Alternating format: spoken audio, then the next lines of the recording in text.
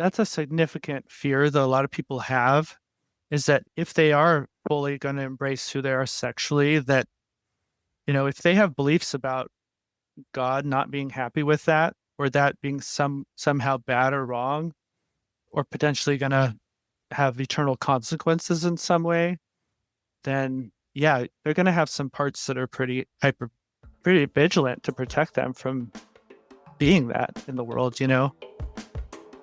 Hey, curious people. You're listening to the Self-Led in Bed podcast, where we explore our fascinating internal sexual landscapes and discover our authentic sexual selves.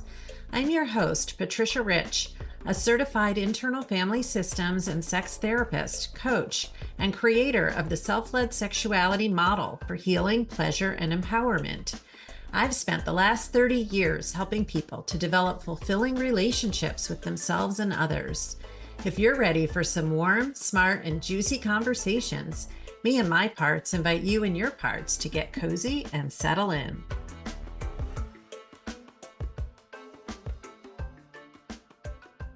On today's episode, I talk with Forest Benedict, certified IFS therapist with more than 16 years of clinical experience and who provides online therapy in California and Washington. He became a therapist to specialize in sex addiction and went on to serve as a clinical director, speaker, teacher, and the author of Life After Lust: Stories and Strategies for Sex and Pornography Addiction Recovery. After deconverting from Christianity 7 years ago, Forrest began a deep personal healing journey, unpublished his book, pursued IFS certification, and shifted his work toward using IFS to heal sexual shame and religious trauma. He now supports clients in embracing all of who they are sexually through therapy and Rewilding Desire, his IFS-based sex and desire coaching program. Forrest runs an ongoing online men's group for clients in Washington and California, offers coaching worldwide, and is currently completing sex and intimacy training and certification. Please be aware that this episode touches on not only sexuality, but religion and faith and some opinions that may be activating for some of our listeners. So take care of yourselves, and I hope you enjoy the show.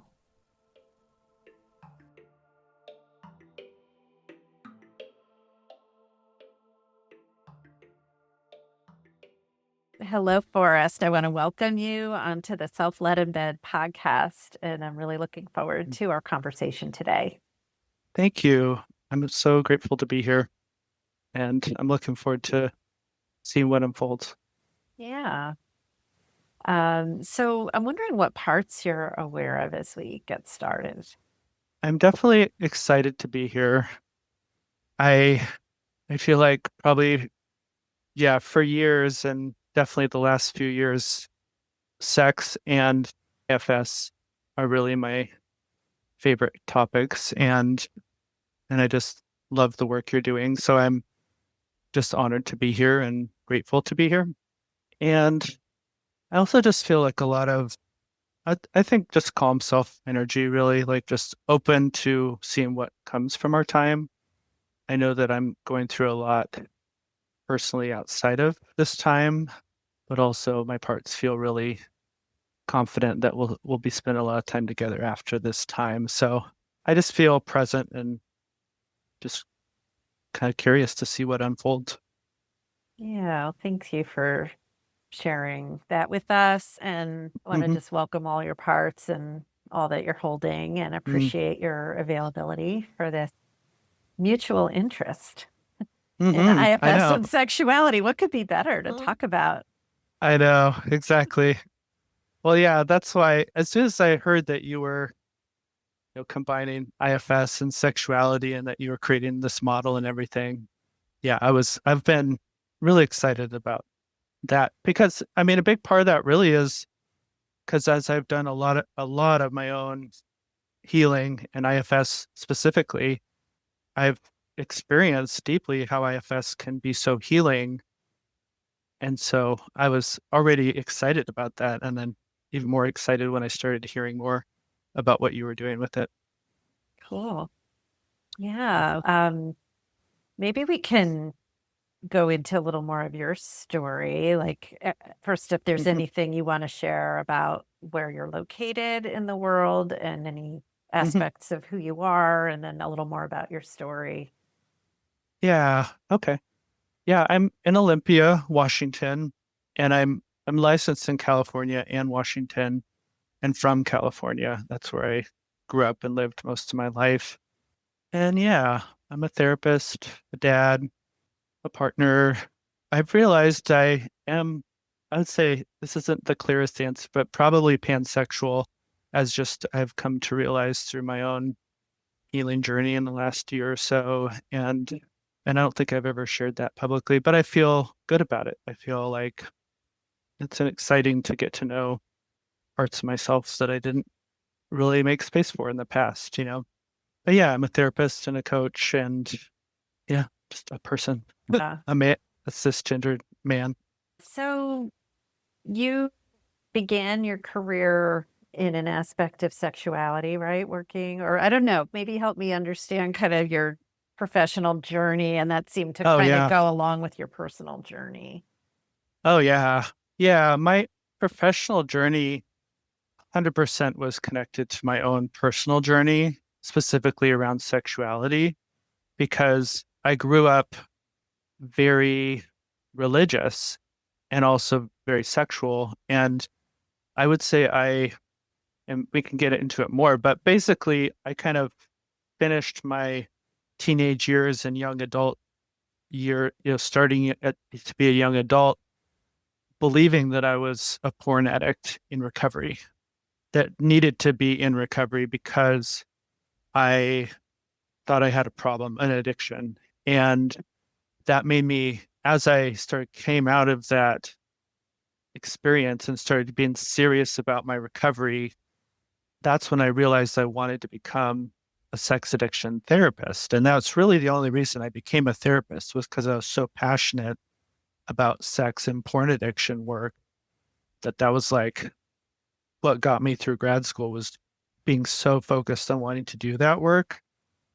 And that, yeah, I ended up, I mean, I can go into it more, but I ended up writing a book on that topic about a lot of my own recovery, becoming a clinical director of a sex addiction program, training other therapists in a sex addiction certification program, speaking publicly all over about fighting porn and like speaking to schools. And it was like that was the thing I was the most passionate about was fighting porn and lust. And, a lot of it was fighting it within myself too, because it was always an inner battle. But yeah, I can go into more of kind of what led me to that journey, but I would say I definitely wouldn't be a therapist had I not had that passion that I was very committed to that.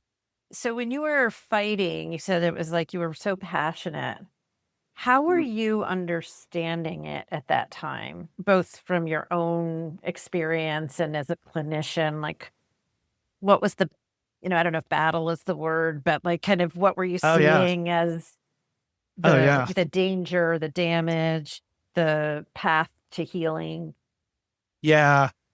Battle is a great word because I actually there was a big book that I was raised with, and I even went to a conference on this. It was called Every Man's Battle, and it was a big part of the purity culture that I was raised in. And so it's basically now I see it as quite toxic and very rigid and very sex negative because it's basically like if you, it was basically the theology was that everybody's saving themselves to marriage to have sex. You can't look at other people in a lustful way with sexual attraction. You can't fantasize or think about people in a lustful way. And so there was a whole philosophy around, how you can basically like kind of like starve yourself from any like learning to look away from people that you find attractive, learning to control your thoughts, and really a belief that God wasn't happy with you or that it was a sin, basically. if you did anything lustful, that includes any type of sexual behavior before you're married.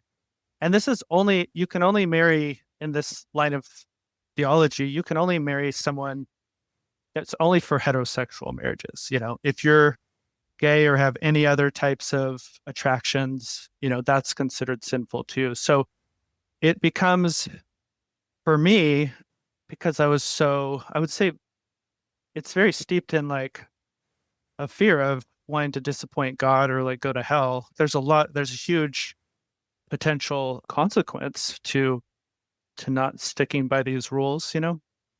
And so for me, I had so much, I'd say I had so much personal trauma in my family, as well as what I would consider now religious trauma, that I was about the most serious person that I knew about really fighting this and really becoming like this example of what I now consider suppressing myself and fighting myself constantly. Because then I was also very sexual too. I mean, so it was an inner battle.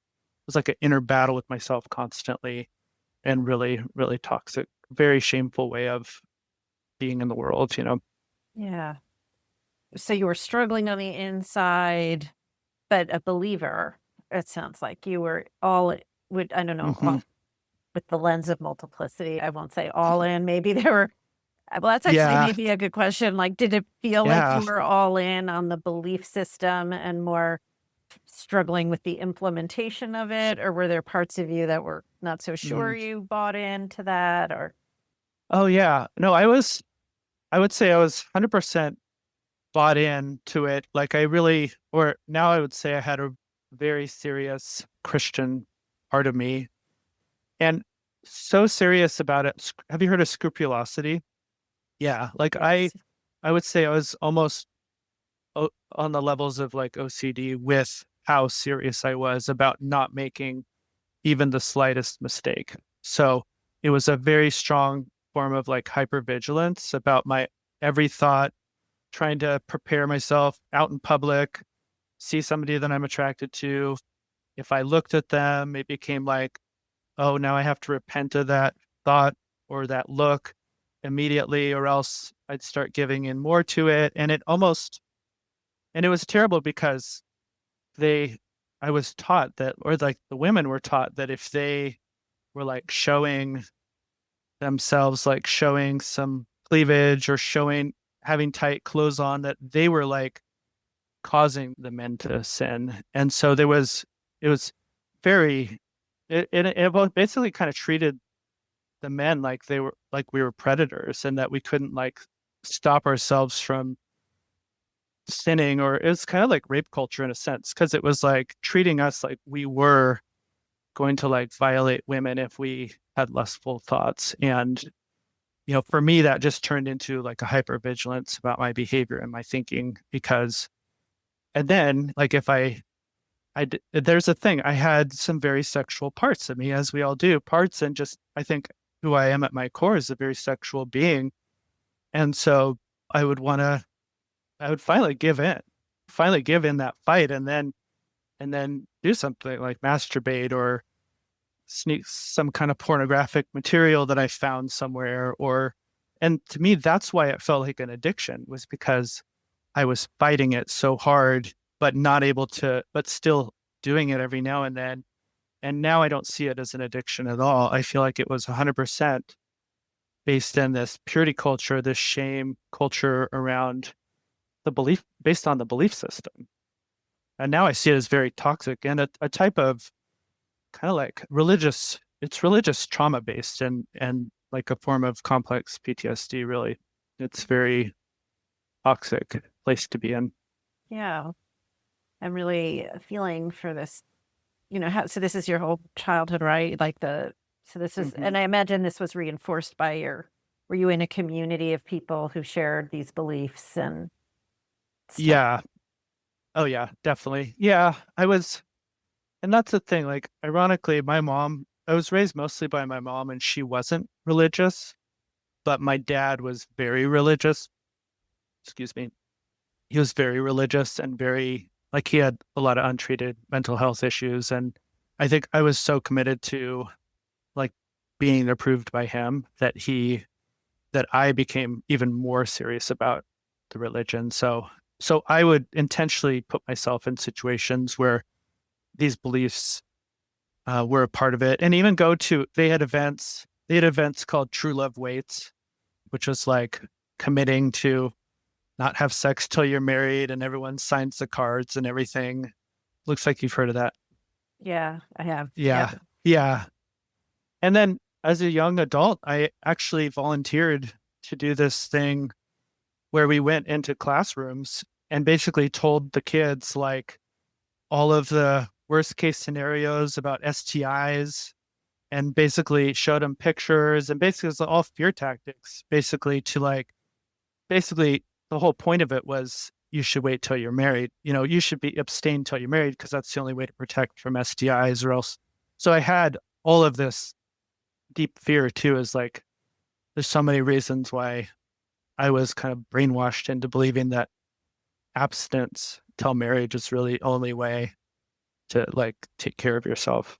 Yeah. So so that's a lot, right? That's a lot. And I know I'm sure there's Yeah. listeners and, a variety people listen from many different backgrounds, to this podcast. So I just almost want to Hmm. invite people to just check in for a minute and just feel into this. Were you raised in a similar kind of environment? Are these things that Forrest Hmm. is describing resonating for you? Do they feel foreign to you? My upbringing was quite different in that way. But I've Hmm. talked to lots of people, had lots of clients, friends, who've Hmm. come through this kind of purity culture. And yeah, so I just noticed my part feeling compassion and just, gosh, Hmm. that's a lot. Hmm. That's a lot to hold. And for some people, that might be like, Hmm. yeah, that's just how it is, So, Yeah. so what changed for Yeah. you? Like, how to, because you're not in that place now, right? So what Not at all. changed?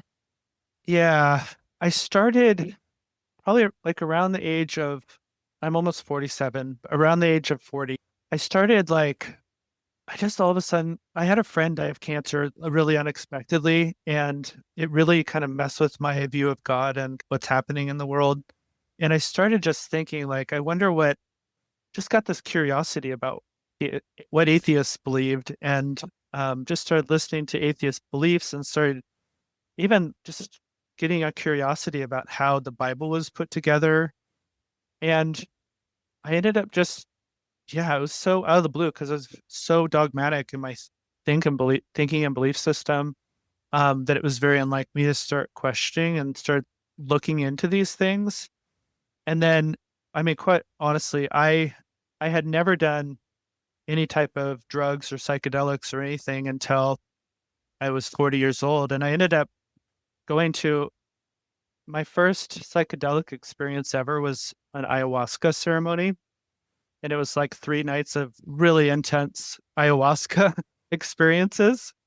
And that just blew everything up completely. It was like the biggest catalyst of change I could ever imagine. And it just like I saw my parts inside that needed my love and care. And I saw this kind of vision about, you're not needing religion to save you, but you can save yourself through like IFS. Like I knew enough about IFS, and I just, it like was the catalyst to me, like busting out of religion completely. I ended up quitting my job at this Christian university I was teaching for. I got myself into IFS level 1 training like immediately. And then I just started on this huge like commitment to like do extensive IFS healing myself personally. And also I did lots of like psychedelic assisted healing. And yeah, basically throughout my whole journey of doing this intensive trauma work myself and training in IFS, it was through that experience. And even this was all very hard because it was like a whole paradigm shift on how I viewed myself and the whole world. Like it was very traumatic in a sense to have a whole shift like this. But through that process, I ended up learning to like appreciate my sexuality and I did a lot of healing. IFS, like the first time I I had gone 17 years without masturbating or using porn, and that was my recovery. I was very set on that. And just going through the healing process and realizing, oh, I think I can watch porn, and, talking to my wife about that and finally doing it. And then all of a sudden feeling this fear of hell come over me and using IFS to heal my fear of hell. That was profound. And so it's really, and then just, it was basically this whole journey of deep healing and then getting really curious about my sexuality and learning, realizing I wasn't an addict and realizing, just really the beauty of sexuality and really realizing parts of me that that never really had a chance to be themselves in the world and just starting to have sexual experience. We opened up our marriage so that we could have sexual experiences that we never had. And yeah, so just it was just this very life-changing journey. And now I'm not religious at all. I'd say I'm pretty spiritual, and I use IFS as a big part of my self-connection practice. But now I just feel like very passionate about helping people discover who they are sexually, because I'm like, this is one of the most amazing things in the world. Why are we not? Let's heal the parts of us that stop us, that don't want us to be this in the world, because I've just found that so deeply meaningful myself. And I love the topic now. It's very deeply personally meaningful, and I love helping people just discover who they are sexually. Wow, that's quite a journey and quite a story. And hearing, yeah, the courage to really examine your, Mm, your life and what's meaningful. And then hearing how IFS was this amazing, part of me wants to call it a tool, but it doesn't feel like that's really quite the right word yeah, for it. Practice or yeah, lens or yeah, I know. perspective or Hmm. support, right? To be able to investigate such a fraught area. And I have to say, yeah, when you Hmm. said it, I healed the fear of going to hell. I was like, tell me more if you want Yeah. to. Oh I don't know yeah, if you want to totally. share about that, but that Oh yeah. sounds Yeah, great. I would be happy to share about that because I think that that's a significant fear that a lot of people have, is that if they are fully going to embrace who they are sexually, that, if they have beliefs about God not being happy with that, or that being somehow bad or wrong, or potentially going to have eternal consequences in some way, then yeah, they're going to have some parts that are pretty vigilant to protect them from being that in the world. So yeah, I would say I had completely deconverted. I didn't consider myself a Christian anymore. But yeah, after I used porn for the first time, I just had this really big, intense fear that I was going to go to hell. And I had even stopped believing in hell, but I feel like it was really wired into my nervous system to be afraid because now I wasn't saved, so to speak, like I was.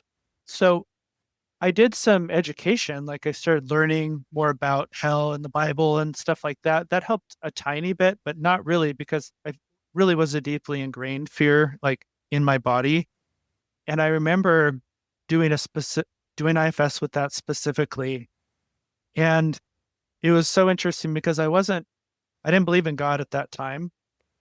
But when I did that deep work and was able to connect to that part of me afraid of that, I basically heard from God, which I would say was self now, basically heard from God that I'm not that way. I'm not the type of person that punishes you for these types of Mm. things. And that was deeply healing to me. And my parts and my body just needed to hear from God. Whether it was literal God or not, I don't think it actually matters. But I feel like that now I feel very confident that if there is a God, they're definitely not somebody that is out to like punish everybody. But I really needed that deep healing. And then actually I came out of that session and then I ended up writing this really deep poem about death and life, and like it just like really profoundly healed me. And I feel like that opened up a lot of possibilities for me to just be myself in the world and just needed that really deep healing. Wow, that's beautiful. Just I felt the tingle with that one. Yeah, yeah, Yeah, how powerful and profound that is. Yeah. yeah. I know, me too. It still feels profound to think back on that. And I mean, I love IFS so much because I feel like it goes as deep as we need to go. And it's just amazing how we can hear and feel from self exactly what we need to hear and feel to heal. And so I love it. Yeah. And I'm wondering then, as you've worked with others as well at this point, and I am Mhm. hearing that thread of really a heart for helping, regardless of Oh, sort of totally. which side of this Yeah. particular, Yeah. topic area you are, that you've had a strong desire to kind of heal yourself and bring healing to others. Yeah, Uh, definitely. but what have you noticed in terms of the kinds of parts people who have gone through similar experiences, specifically with purity culture? Hmm. What are there other parts as well that you see as pretty commonly present? Yeah. Yeah. Well, I mean, there's definitely parts that hold shame, especially about specific desires. And I think a lot of people have like these self-policing parts. I know I had really strong self-policing, like policing your behavior. And like I really like the work I really love doing is like if somebody has a desire that they're connecting with, oh, I really want to have a sexual experience with someone other than my partner. Like really getting to know that part from open-hearted place, which could be really hard if you're married and if there's potential consequences of if you actually did that, that would affect other people. But yeah, I mean, I feel like that's such a powerful thing to get into open-hearted curiosity about the part or the self or whatever it is that has the desire, you know, and then really just getting to know, the parts that maybe have concerns about how that would affect their partner or other people, or I don't know, it's just such a honoring model because I feel like it gives chance to a lot of it is getting to know the parts that are afraid of that expression happening in the world and kind of exploring all of the fears around that, but also in a way that can help them as like a proactive person, like minimize the the risk as much as possible and see if it might be possible for that expression to kind of come into being. But yeah, I feel like just a lot of shame and a lot of our parts holding shame. And obviously, I think a lot of that goes back to childhood for a lot of people and how what they were taught about sexuality or their bodies or desires or fantasies or whatever. And then I would say this is true for me too, but like teenage parts that kind of like wish they could have like learned how to talk to girls or learned how to just I did a lot of this work personally where I went back to myself as a teenager and kind of like was like, hey, we're gonna go help you buy your first porn magazine, when you turn 18, or just like a lot of kind of reparenting of like, what would it be like if my parts or myself as a teenager just had somebody that was like fully accepting of and non-shaming and just letting them explore and try things. So I guess that this is this feels like a chaotic answer, but a lot of self-control parts that are really afraid and because of the parts that hold a lot of shame. And I think a lot of healing can happen Yeah. with all of that. Yeah, and that makes a lot of sense. And I could resonate with all those parts, definitely could Hmm. resonate with those and see that come up a lot in my work. And I Hmm. guess I have a lot of passion around the desire thing. And Oh yeah, totally. Me because too. the power of allowing space for parts to just want what they want and to be able Yeah. to separate out all the parts that are and lovingly getting to a Hmm. place where they're feeling safe enough, like Yeah, to totally. allow a part just to be fully witnessed and known, like Yeah, and in so IFS, we powerful. often tend to be, we use this term befriending parts. And we're Hmm. often befriending by getting to know the part's fears. Oh, What are yeah. you afraid would happen if you did that or if that happened, Hmm. right? But Hmm. one thing I like to do is get to know parts through their desires as well. Oh, yeah. I Like as love you're that. getting to know a part, and it might be a part that has strong desires, but it might not be a part that shows up desire forward. But you can kind of Yeah, ask it, yeah. well, what do you desire? Like ask the part, what makes it feel good? What's Hmm. pleasurable for that part? What does it desire? And like just that the whole system can start to have room for that, when it's less Yeah, scary and more commonplace. Everyone gets to have desires and we're not going to yeah, jump into action and lose control. Like, yeah, yeah. totally. Yeah, yeah, I think that's powerful for the other parts to understand that these parts can be witnessed and known without it meaning we're just going to go do all these things in real life yet. There's just I don't know, I think that can bring some safety to even just getting to know the desires. And yeah, that's a big one for me too, is that's why I kind of created this coaching called Rewilding Desire, is kind of like that. Yeah, like to me, it's just really profound, the desires that we have that are kind of wild, kind of like beyond what our culture or religion or society thinks. I don't know. I just feel like it's really powerful to get to the wildness inside of us.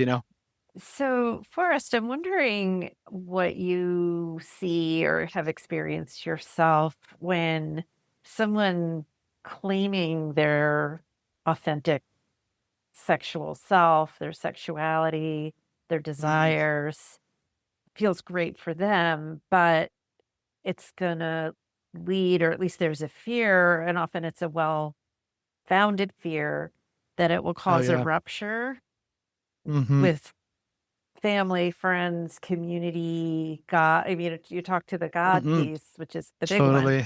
But Yeah. on this plane, like all these really important like people and the structure of a life, Mm-hmm. like, you had your job, everything. So that fear of Yeah. like separation or loss, can you Mm-hmm. say something about that?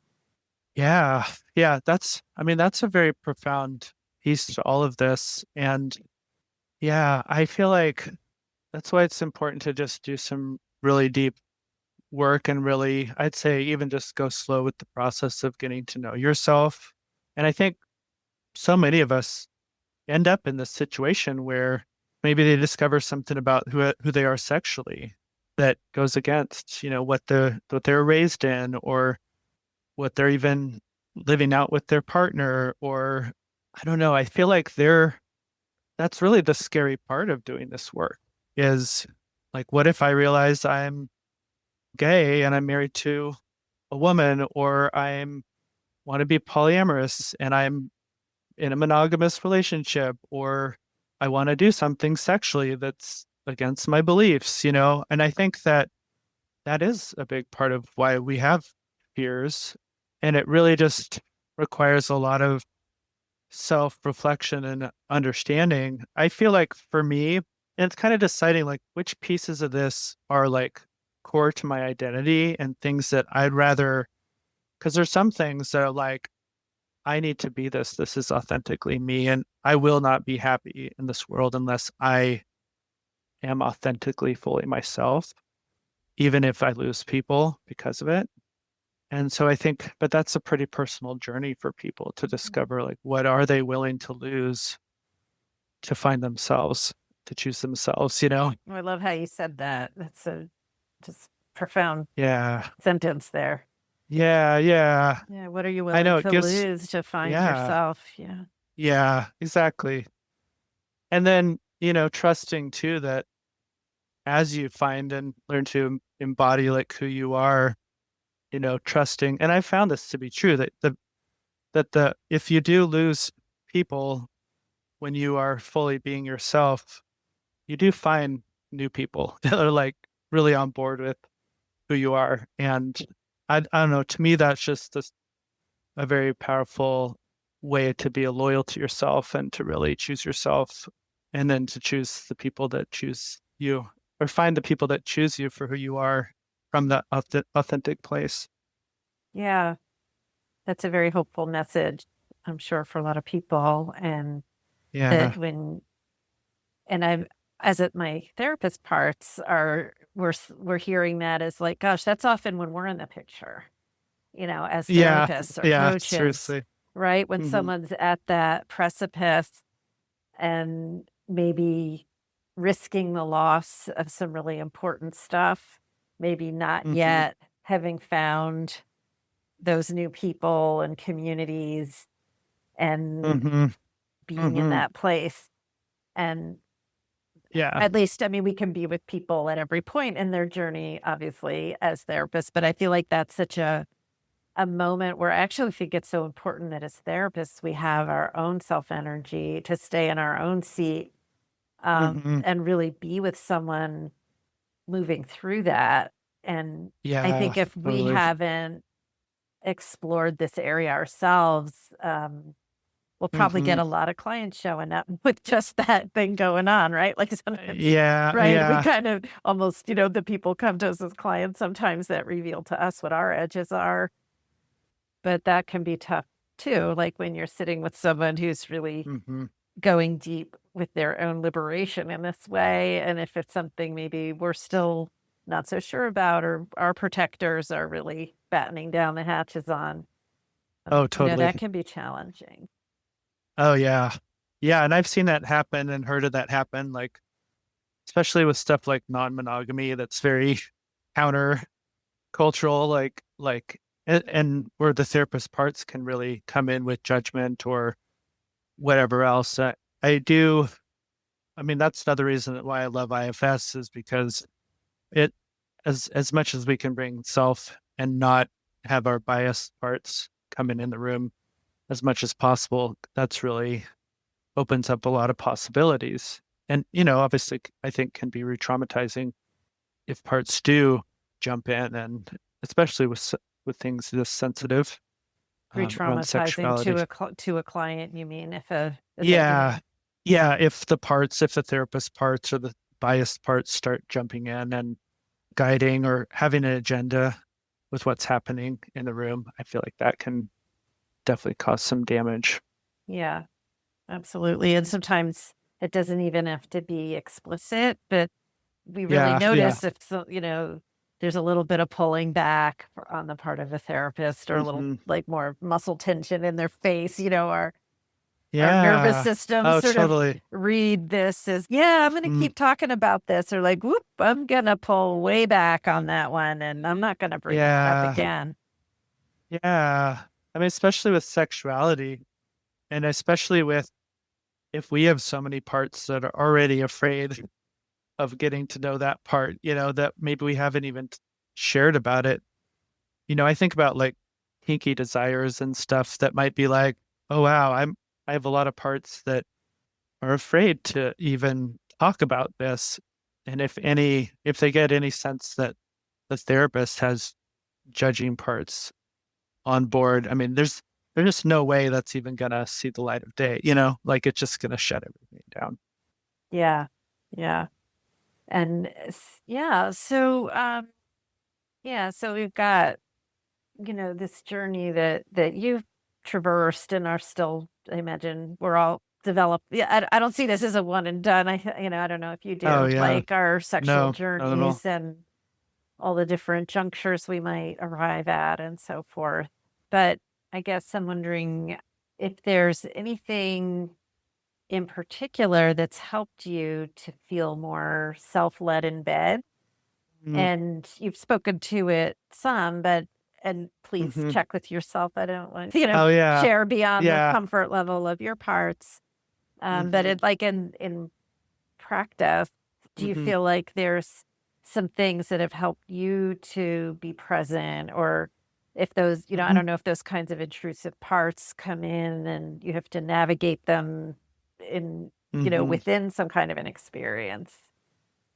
Yeah.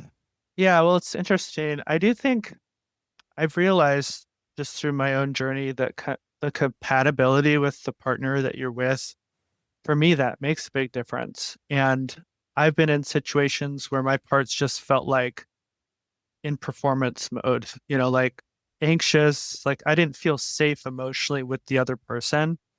And so it really just shut down my whole experience versus being with a partner where there's amazing chemistry and to me, it can be like, that's part of what's really enlivened my whole or helped me become more passionate about sexuality in general is because I've found when the chemistry is right and it kind of fits with who we are authentically sexually, I've experienced that to be like a very powerful like flow state where it's just like there's no performance. It's just like kind of like an orchestra of music. It's just like beautiful and there is no concern about am I doing this right or am I how's my body look or are we do we have a certain goal we're getting to, like I'm just not in that place at all, but it just feels like a full,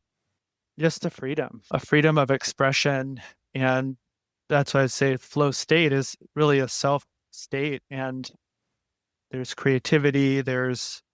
I know you have all the successes, but yeah, it's just a powerful state. It just feels so different than being concerned or worried about how it's going. But it's just such a powerful state to be in. And so I do think part of that does having the right partner that we feel like safe with makes a big difference with that. But then also, I think it's really profound to be able to create that own safe or that safety within ourselves first.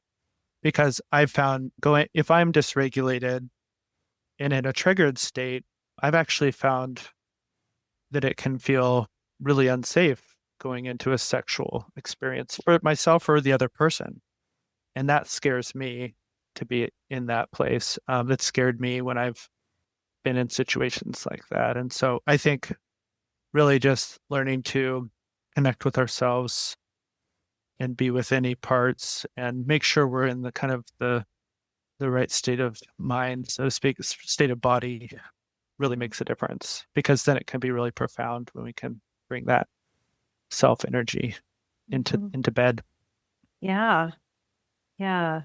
I I'm hearing that the first S there, which I was trying to do Oh some yeah. writing about it today, so it's right Oh on top of cool. the pile here.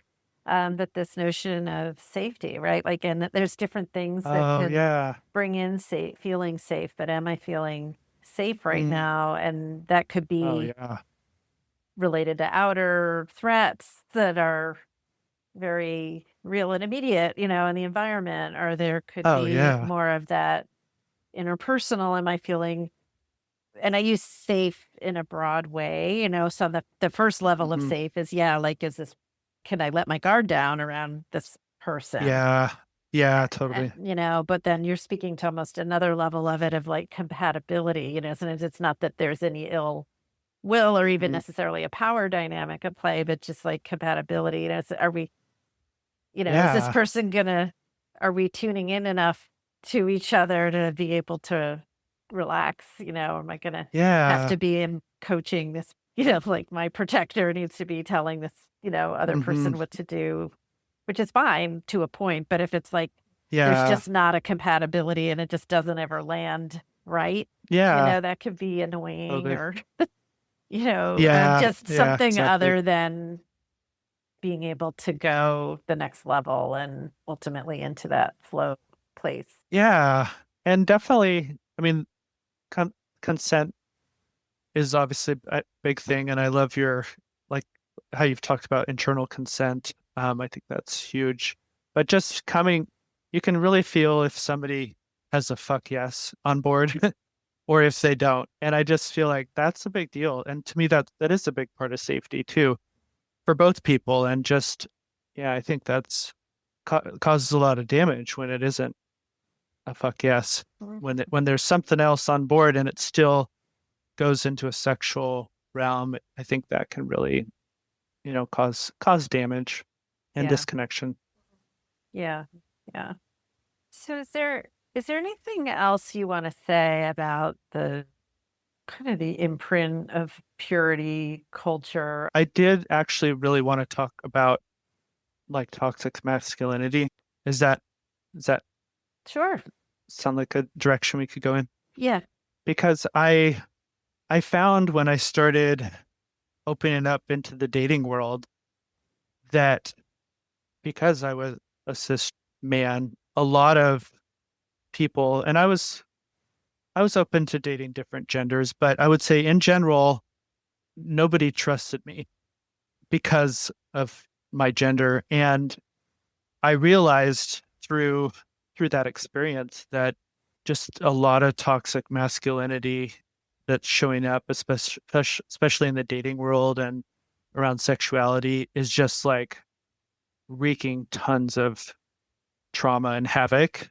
And it actually made me even more passionate about doing my own, both doing my own work because I feel like I'm pretty aware and like wanting to do my own work, but also I feel like I am still affected by toxic masculinity and the effects of the patriarchy. And just, I feel like there's so much in me that's still affected by those things and really not wanting to continue on the damage of those burdens that I carry or that those burdens cause. And so I just became really aware of the importance of me doing my own work, but then also really wanting to call men into doing that work. I've wanted to start a group specifically that's IFS based for men to help us all like with an open heart really get to know the parts of us that are still holding